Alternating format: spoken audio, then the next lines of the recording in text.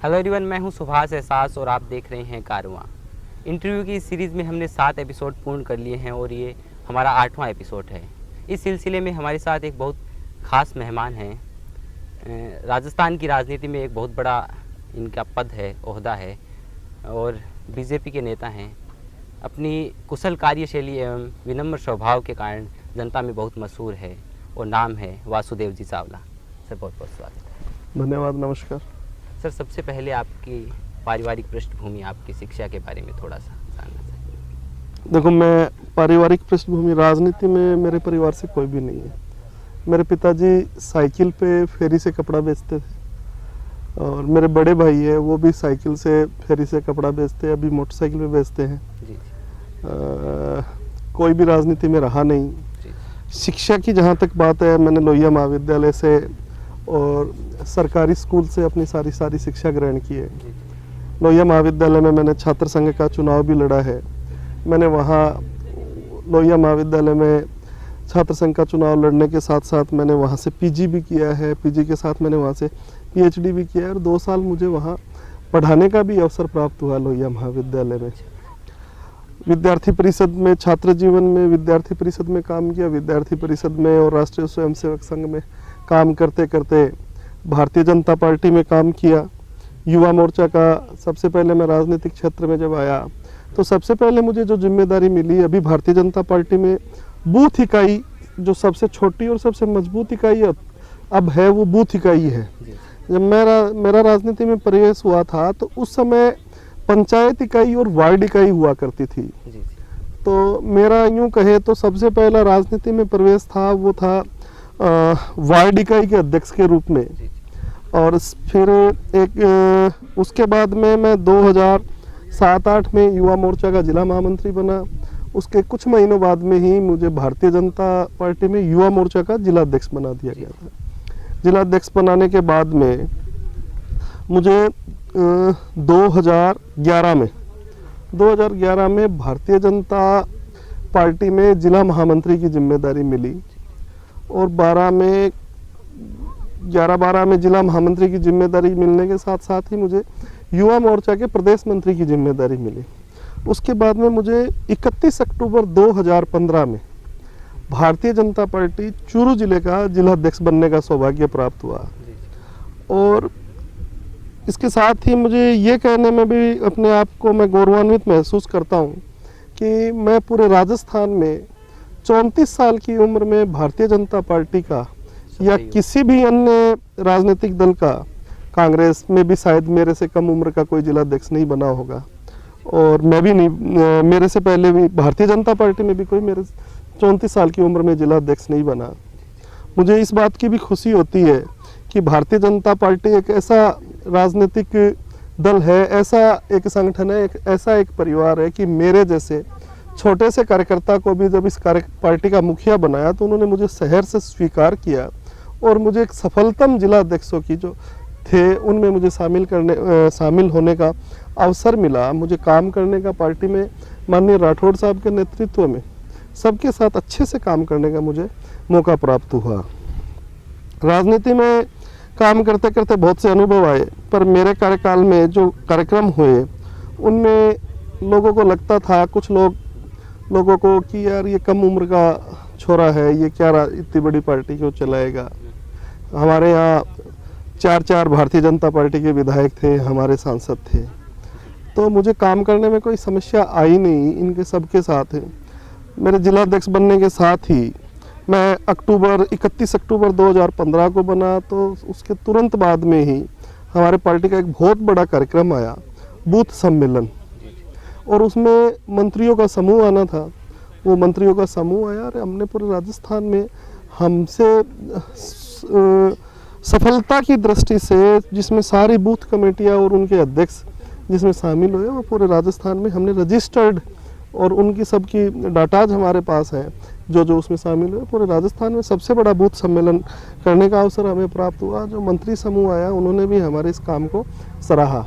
मेरे कार्यकाल में एक ही काम मुझे जो करने का अपने आप को बड़ा अवसर मिला, माननीय राठौड़ साहब को हमने संकल्प दिवस के रूप में मनाया था और वो 2 कार्यक्रम जिसकी संख्या 50-50 हज़ार रही, वो कार्यक्रम हमने मनाए पूरे राजस्थान में।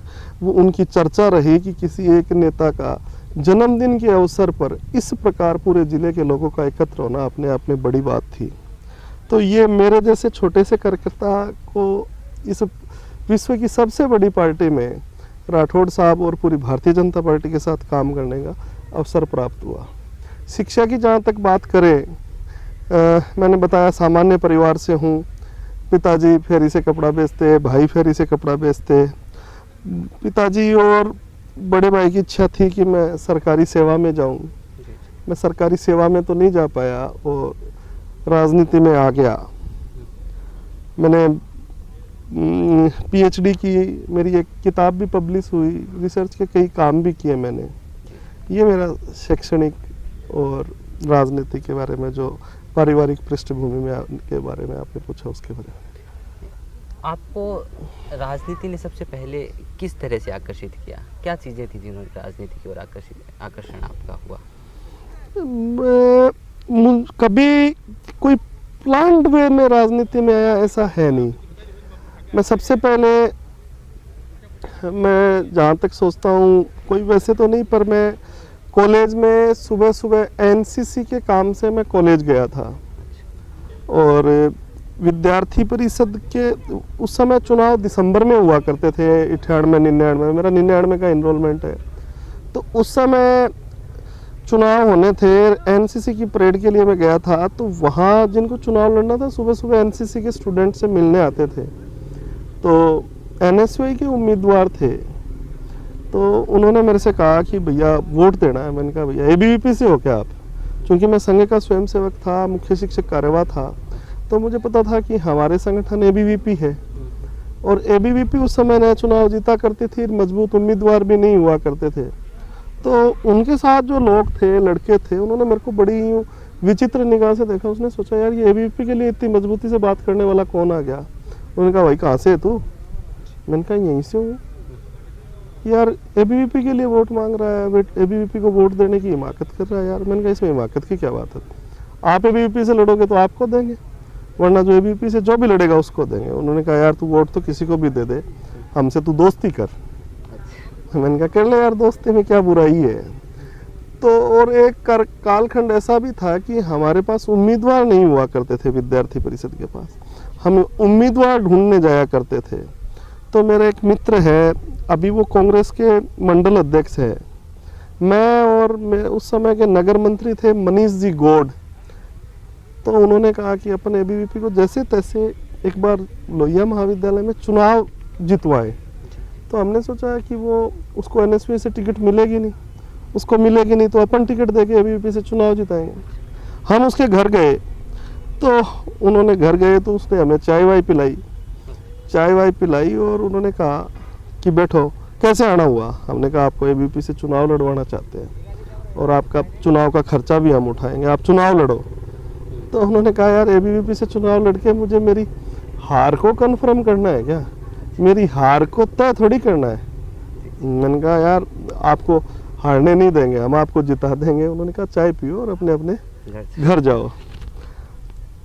तो उसी साल सौभाग्य से, वो 99 का साल था, उसी साल टिकट उनको नहीं मिली, एनएसयूआई की टिकट उनको नहीं मिली। और हमारे पास मजबूत संगठन भी नहीं था, पर हमारे सब लोगों के एक दिल में एक आग थी कि हमें एनएसयूआई को हराना है, एबीवीपी को जिताना है।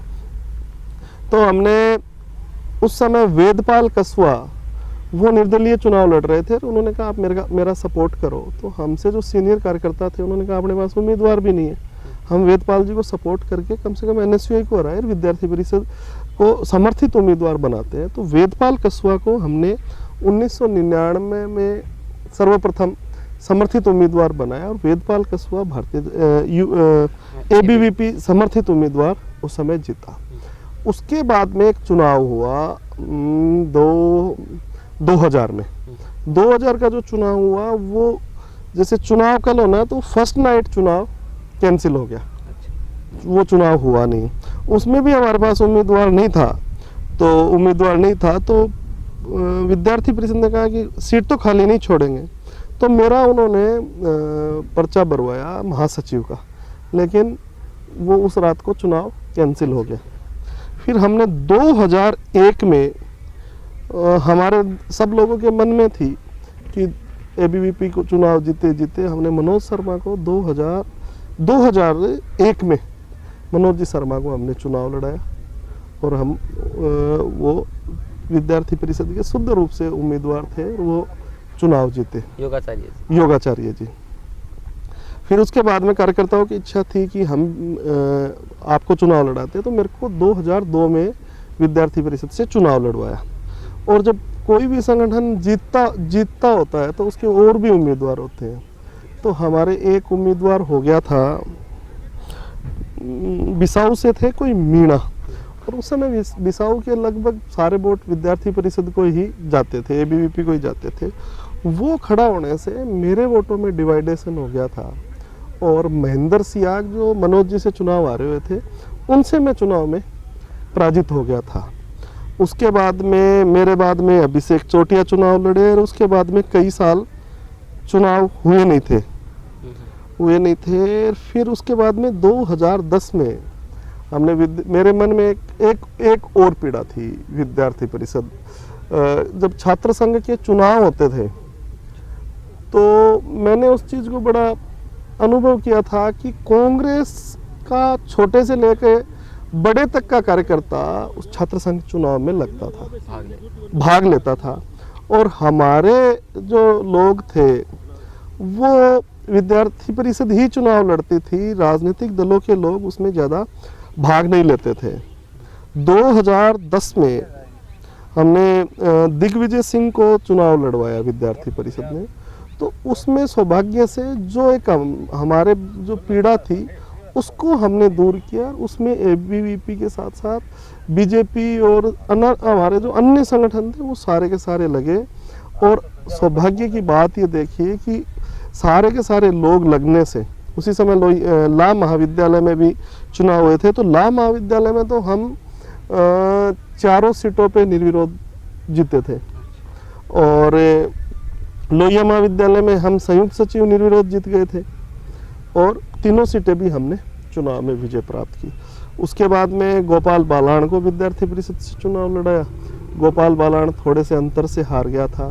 फिर गोपाल बालाण के बाद में सुनील लिच्छमा मेघवाल को चुनाव लड़ाया, वो अच्छे वोटों से चुनाव जीती। सुनील मेघवाल अच्छे वोटों से जीता, और सुनील के बाद में वंदना अच्छे वोटों से चुनाव जीती। फिर अभी ये कोरोना की मार के कारण छात्र संघ चुनाव हुए नहीं। आप जब चूरू के जिला अध्यक्ष बने तो आपसे बहुत सीनियर लीडर थे चूरू जी, बहुत से विधायक थे, सांसद भी बीजेपी से थे जी, तो जी। उस टाइम पे कितना प्रेशर था इस चीज़ को?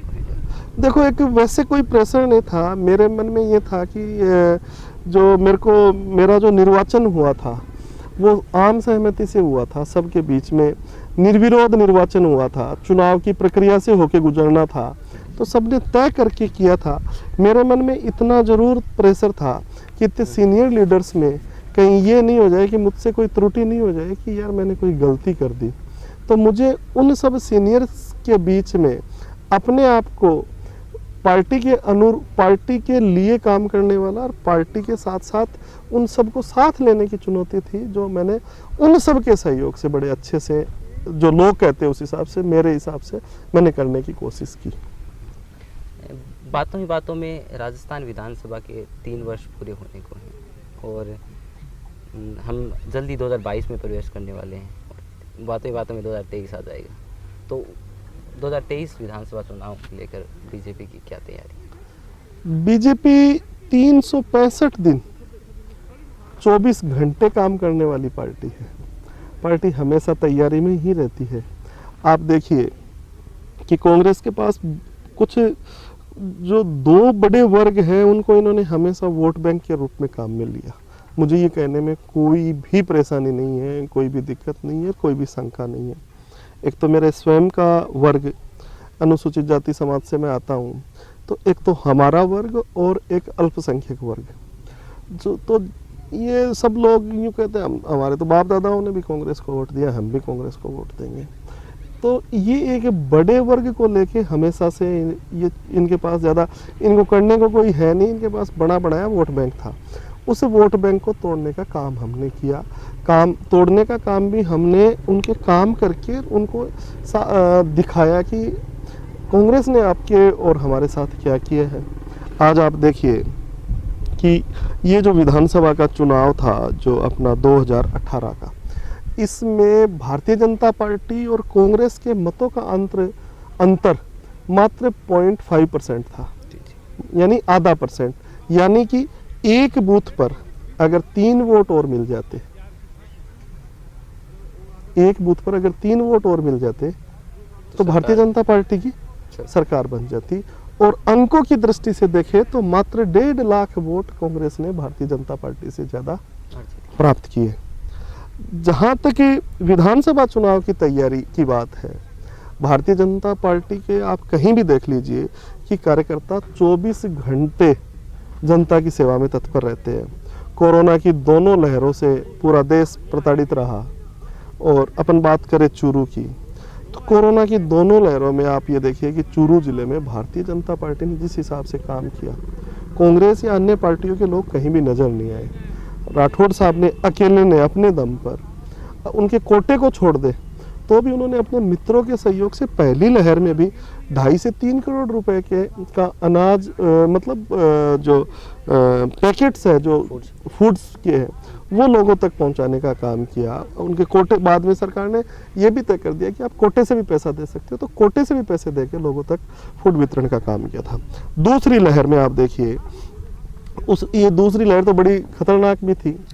और इसमें हमने चूरू में एक हेल्प डेस्क लगाई, उस हेल्प डेस्क को संभालने वाला मैं था। और मैं 1 महीने तक घर भी नहीं गया। और बहुत सी बार तो ऐसा होता था कि जिस प्रकार क्या कहना चाहिए कि वो उस मंजर को याद भी करते हैं तो रूह सी कांप जाती है। लोगों ने तो इसके बारे में सुना है, मैंने तो उस मंजर को जिया है। तो वहाँ हम टेंट लगा के भर्ती अस्पताल में थे और हमारे कार्यकर्ताओं ने बड़ी हिम्मत के साथ काम किया। मेरे को भी उनके साथ काम करने का अवसर प्राप्त हुआ। मैं 1 महीने मेरे घर नहीं गया, मेरे मित्र क्या होटल है मैं वहीं रहा। देखा कि यहाँ क्या पूरे देश में, पूरे राजस्थान में सबसे ज़्यादा कोई समस्या थी तो वो ऑक्सीजन की समस्या थी। सिर्फ कोई चीज़ चाहिए थी तो वो ऑक्सीजन थी। और यहाँ का तो राठौड़ साहब ने, हमने बात की कि हम ऐसा क्या करें कि जिससे लोगों को जो इस दूसरी लहर में जो सबसे महत्वपूर्ण पार्ट है, जो सबसे इम्पोर्टेंट दवा है वो मिल जाए, वो थी ऑक्सीजन और रेमडेसिविर इंजेक्शन। तो इन्होंने कहा बताओ क्या करें। तो हमने कहा अगर अपन कर सकते हैं, उन्होंने कहा कुछ भी कर सकते हैं यार, जिंदा रहेंगे तो आगे की बातें करेंगे, अभी तो मानवता को बचाने की लड़ाई है। इन्होंने अपने मित्रों से बात की कि अपन क्या करें। तो हम सब ने तय किया कि अपने को यहाँ ऑक्सीजन प्लांट अगर लेके आ सकते हैं तो हमें ऑक्सीजन प्लांट लाना चाहिए। राठौड़ साहब ने अपने मित्रों से बात की, गौरीशंकर जी से इन्होंने बात की। तो गौरीशंकर, निर्मला देवी अग्रवाल, उसी समय फाउंडेशन बना और उन्होंने तुरंत, हम लोगों ने चाइना से इंपोर्ट किया ऑक्सीजन प्लांट, जिसके 20 लाख रुपए हमारे एक्स्ट्रा भी लगे।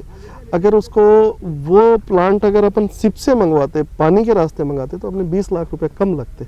सरकार ने अनुमति देने में हमें यहाँ के कलेक्टर साहब ने 7 दिन का समय एक्स्ट्रा लगा दिया, वरना आने के तीसरे दिन हमने प्लांट को शुरू करके बेड तक ऑक्सीजन पहुंचा दी थी। उसके बाद में भी जब वो ऑक्सीजन की ये हम उस प्रोसेस में थे तो डॉक्टर साजिद चौहान अपने यहाँ कोविड प्रभारी थे। उन्होंने कहा भाई साहब कुछ भी हो, मुझे यहाँ भर्ती अस्पताल में सिलेंडर चाहिए। तो मैंने राठौड़ साहब से बात की तो राठौड़ साहब ने कहा कितने सिलेंडर चाहिए। मैंने कहा कम से कम 100 सिलेंडर जो बड़े वाले हैं वो अपने को चाहिए। उन्होंने कहा तू ऑर्डर कर, कहाँ मिलेंगे। अब उस समय ये समस्या थी कि कुछ लोगों ने आपदा को अवसर बना रखा था। उस सिलेंडर की रेट वैसे देखा तो 9,000 रुपये प्लस GST थी, पर वो सिलेंडर ब्लैक में मिले, उनके कोटे से मिल नहीं सकते। तो उन्होंने कहा कि तू सिलेंडरों की बात कर लो। हमने जो यहाँ ऑक्सीजन का काम करते हैं उनको बुलाया, उन बेचारों ने हमारी बहुत मदद की। हमने राठौड़ साहब के मित्रों से, भामाशाहों से मदद लेके उसी समय हमने यमुनानगर से 17,000 रुपये में 1 सिलेंडर खरीदे। और मैंने कहा उनके पास जितने हैं उनका ऑर्डर दे दो। हमने साहब 60 सिलेंडर उस समय खरीदे। उन्होंने उस समय सिलेंडर मिलने से, कुछ भगवान की कृपा होने से कुछ मामला जमा भी। उसी समय कहते हैं ना कि जब आवश्यकता होती है तो भगवान भी मदद, और आप सच्चे मन से काम करते हो तो भगवान भी आपकी मदद करने को आते हैं। उस समय साहब हमारे लिए देवदूत बनकर आए। झुंपा के निवासी हैं शिवलाल गोयल, और उनका कच्छ में केमिकल का व्यापार है।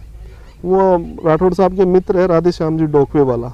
उन्होंने कहा यार आपको जो मदद चाहिए वो बताओ। मतलब उन्होंने उस समय हमें वही 50 सिलेंडर भरे हुए वो सिलेंडर उन्होंने हमें प्रदान किए, और वो हमने अटल संजीवनी बैंक एक स्थापना की। उस बैंक के तहत ही तो हमने ऑक्सीजन प्लांट लगाया। उसी बैंक के सहयोग से, उसी बैंक में हमने ये जो 110 सिलेंडर है ये दिए। आज भी हमारा ये ऑक्सीजन बैंक चल रहा है जिसमें फ्री हम लोगों को ऑक्सीजन देने का काम करते हैं। उन्हीं 110 सिलेंडर्स में हमने जितनी भी पीएचसी सीएचसी है उनमें सब में, जो सीएचसी है उनमें 2-2 सिलेंडर, पीएचसी है उनमें 1-1 सिलेंडर, और राठौड़ साहब के कोटे से हमने हर पीएचसी सीएचसी पे कंसंट्रेटर भी भिजवा दिए। और उस समय मेरे को कंसंट्रेटर से याद आया कि राठौड़ साहब के हमने मित्रों के सहयोग से 25 ऑक्सीजन कंसंट्रेटर भी भिजवाए हैं।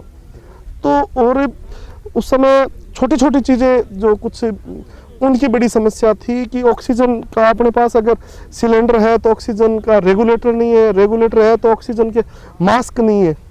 तो वो भी शिवलाल जी ने भी हमारी मदद की। फिर राठौड़ साहब ने कहा कि इस समस्या के पीछे कारण क्या है कि लोगों की जो मृत्यु दर है वो बढ़ रही है। अपन क्यों नहीं जब ये समस्या शुरू होती है उसी समय उसको वहीं पकड़ के उसका निदान कर दे। तो फिर हमने एक प्रोग्राम चलाया, कोरोना योद्धा आपके द्वार। राठौड़ साहब ने अपने कोटे से ऑक्सीजन, ऑक्सीमीटर और थर्मल गन, और प्रत्येक कार्यकर्ता को 2-2 कार्यकर्ता हमने पंचायत के एक गांव के पीछे लगाए। वो कार्यकर्ता घर घर गए, उन्होंने हर आदमी को स्कैन किया, हर आदमी का डाटा कलेक्ट किया, जिसको समस्या थी उसको पीएचसी सीएचसी तक पहुंचाया, और गांव में किसी भी लोगों को हॉस्पिटल तक पहुंचाने के लिए निःशुल्क ट्रांसपोर्टेशन की व्यवस्था राठौड़ साहब ने उस समय की, भारतीय जनता पार्टी ने उस समय की।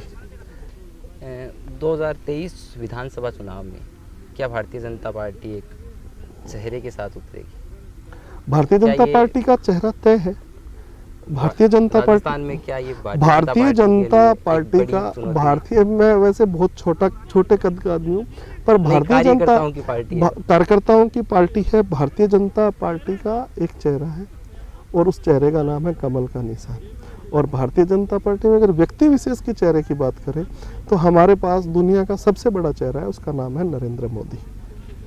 आपको बहुत से राज्यों में चेहरा घोषित नहीं करने से नुकसान भी हुआ? कुछ नुकसान नहीं। हम व्यक्ति भारतीय जनता पार्टी को, लोग भारतीय जनता पार्टी को वोट करते हैं, किसी चेहरे को वोट नहीं कर रहे। भारतीय जनता पार्टी में हमारा चेहरा तय है और हम कमल के निशान पे वोट मांगते हैं। आपकी क्या भूमिका रहने वाली?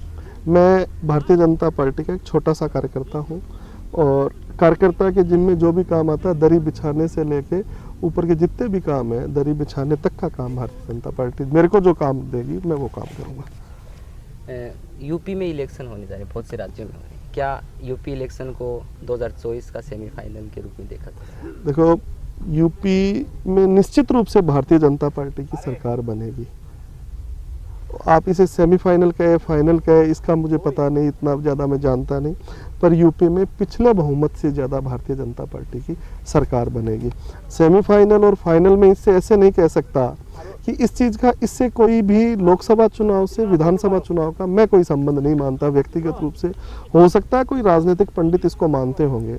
भारतीय जनता पार्टी की 2018 में विधानसभा चुनाव में राजस्थान में 71 सीटें आई, और लोकसभा चुनाव में पूरी की पूरी 25 सीटें भारतीय जनता पार्टी की आई। कांग्रेस का भरा पूरा राज था, कांग्रेस के मुख्यमंत्री जी के सुपुत्र चुनाव हार गए। तो लोकसभा चुनाव का चेहरा अलग होता है, विधानसभा चुनाव का अलग होता है। दिल्ली में आप देख लीजिए, दिल्ली में भारतीय जनता पार्टी को जनता ने वहाँ केजरीवाल जी को स्वीकार किया विधानसभा चुनाव में, और उसी लोकसभा चुनाव में सारी की सारी सीटें भारतीय जनता पार्टी को। तो लोकसभा चुनाव में और विधानसभा चुनाव को, दोनों को हम एक चश्मे से कम आज की आधुनिक राजनीति में नहीं देख सकते। एक सवाल ये था कि जब हम हिंदुस्तान के राजनीतिक इतिहास को उठा के देखते हैं तो उसमें वैचारिक मतभेद हो सकते हैं, लेकिन जो मर्यादा थी वो बनी हुई थी। लेकिन पिछले कुछ सालों के अंदर ये इसने हम खोई है। निश्चित रूप से जैसे निश्चित रूप से नैतिकता का पतन हम सबका हुआ है, इसे स्वीकार करना पड़ेगा। आप देखिए संसद में सारे के सारे लोग इतने विचारों को लेकर खूब हंगामा करते थे, खूब लड़ते थे, पर संसद के बाहर वो बहुत अच्छे मित्र थे। और हमको उदाहरण देखने को मिलते हैं, जैसे नेहरू जी हैं, वो अटल जी की वाक चातुर्य की बहुत खुलेआम तारीफ करते थे। अटल जी इंदिरा गांधी के कार्यशैली की तारीफ करते थे। अटल जी ने माननीय हमारे गहलोत जी की संसद के अंदर तारीफ की। अटल जी ने इनकी भी तारीफ की थी, इंदिरा गांधी जी की भी की थी। तो मैंने जो बात कही ना कि जो हम कहीं ना कहीं जो ये नैतिकता का पतन हुआ है उसके पीछे ये कारण है। और माननीय मोदी जी के नेतृत्व में इस ओर भी काम किया जा रहा है कि सब में संवाद हो, मनभेद किसी के बीच में नहीं हो, मतभेद तक सीमित रहे, मनभेद नहीं हो। मोदी जी और काम भी कर रहे हैं, बार बार संसद में इनके आपस में संवाद के कार्यक्रम भी हो रहे हैं। पर मैं राजनीतिक विज्ञान का विद्यार्थी होने के नाते जो आपने ये सवाल किया, ये बड़ा मार्मिक सवाल है। निश्चित रूप से जो आप कह रहे हो, मतभेद से कब मनभेद में बदल गए किसी को पता ही नहीं चला। और निश्चित रूप से मतभेदों पर मनभेद आज की राजनीति में भारी है, जो नहीं होने चाहिए। एक राजनीति में एक पुराना ट्रेंड रहा है और अब ये चरम पे है, जोड़ तोड़ की राजनीति। इसको आप किस तरीके से देखते हैं? राजनीति समय काल परिस्थितियों पे निर्भर करती है सर। तो जोड़ तोड़ की राजनीति कांग्रेस ने हमेशा अपनी ताकत के पर, आपने देखा होगा कि धारा शायद 206 में जो राज्यपालों की शक्तियों का कांग्रेस ने हमेशा दुरुपयोग किया है। और सरकारों के पास बहुमत होते हुए भी राज्यपालों का शासन उन्होंने बहुत सी जगह लगाया है। अब मोदी जी की और एनडीए की गवर्नमेंट आने के बाद में इन सब चीज़ों पर अंकुश लगा है, नहीं, आपके शासनकाल में भी मध्य प्रदेश में देखने को मिली ये चीज़। मध्य प्रदेश में जब कांग्रेस पार्टी के नेताओं ने कांग्रेस की विचारधारा को छोड़ा और कांग्रेस के नेतृत्व को छोड़ा, वो उन लोगों ने अपनी विधानसभा से, अपनी विधायकी से इस्तीफा देकर भारतीय जनता पार्टी की रीति नीति को स्वीकार करके भारतीय जनता पार्टी में आए और वो चुनाव लड़कर पुनः विधानसभा में पहुंचे। तो उसको उस दृष्टि से नहीं देख सकते। युवा आपको, मेरा अंतिम क्वेश्चन है, युवा आपको एक रोल मॉडल के तरीके से देखते हैं, न केवल भारतीय जनता पार्टी में, दूसरी पार्टी के युवा भी आपको फॉलो करते हैं। तो जो युवा हैं उनको आप कोई संदेश देना चाहें राजनीति में एक सफल? मुझे नहीं पता मैं अच्छा आदमी हूँ, बुरा आदमी हूँ। मेरी बुराइयाँ है वो मेरे तक ही सीमित रहे। मेरी में अगर कोई अच्छाई है तो उनको निश्चित रूप से फॉलो करे। मैंने अब तक 56 बार रक्तदान किया है, जिसका मैं अपने आप में गौरव महसूस करता हूँ। मेरे घर वाले इस चीज़ को समझते नहीं थे, मेरी माँ मुझे इसके लिए डांटती भी थी, पर आज सबसे पहले मेरे को रक्तदान के लिए प्रेरित मेरे भाई ने किया। मेरे भाई ने सबसे पहले, मैंने उनके पर्स में एक कार्ड देखा था रक्तदान का, तो उसको लेके मुझे प्रेरणा मिली। युवाओं से मेरा एक ये है कि कम से कम अपने ज़िले में रक्त के लिए किसी को भटकना नहीं पड़े।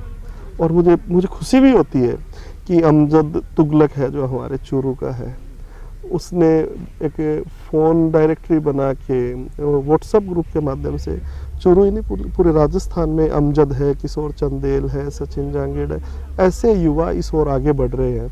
और चूरू में वो उनका हेल्प ग्रुप खूब काम करता है। दूसरा मेरा एक निवेदन और भी था, आज सोशल मीडिया के माध्यम से अपन सबके पास एंड्रॉयड फ़ोन है, आईफोन्स हैं, तो हम सबके पास दुनिया हमारे हाथ में है। पूरी दुनिया को हम जब चाहे तब गूगल कर सकते हैं, सर्च कर सकते हैं।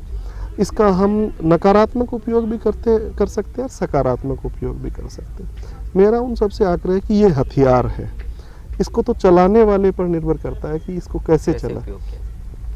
वही बंदूक एक सैनिक के पास होती है तो वो राष्ट्र के लिए काम करती है, और वही सैनिक वही बंदूक एक आतंकवादी के पास होती है तो वो गलत काम करती है। तो इसका उपयोग हम सही दिशा में करें। दूसरा, जो इन सालों में, इस दशक में जो हम सब का नैतिक पतन हुआ है, वो नैतिक पतन नहीं हो और नैतिकता हमारे बीच में जिंदा रहे, इंसानियत हमारे बीच में जिंदा रहे, ईमानदारी हमारे बीच में रहे, संबंधों की ईमानदारी हमारे बीच में रहे। ये मेरा सब युवाओं से आग्रह है। और एक और मेरा आग्रह था कि हम चूरू जैसी पावन धरा के लोग हैं। चूरू में हम सब एक दूसरे से जुड़े हुए लोग हैं। मेरा आप सब युवाओं से सब साथियों से यही आग्रह है कि सबकी मदद करें। हम किसी की मदद करते हैं तो उसका परिणाम हमें आज नहीं तो कभी ना कभी मिलता है। मदद कभी भी फ्री में नहीं होती। मदद आज हम किसी की करेंगे तो भगवान हमारी किसी न किसी रूप में मदद करेगा। तो मेरे जो 2-3 बातें थी, मैंने बताया कि जो युवा अभी पढ़ रहे हैं उनके लिए भी, कि वो 2-3 साल अपनी पढ़ाई में मन लगा के पढ़ लेंगे तो वो अच्छी जॉब प्राप्त कर लेंगे, IIT में चले जाएंगे, MBBS बन जाएंगे, IAS बन जाएंगे।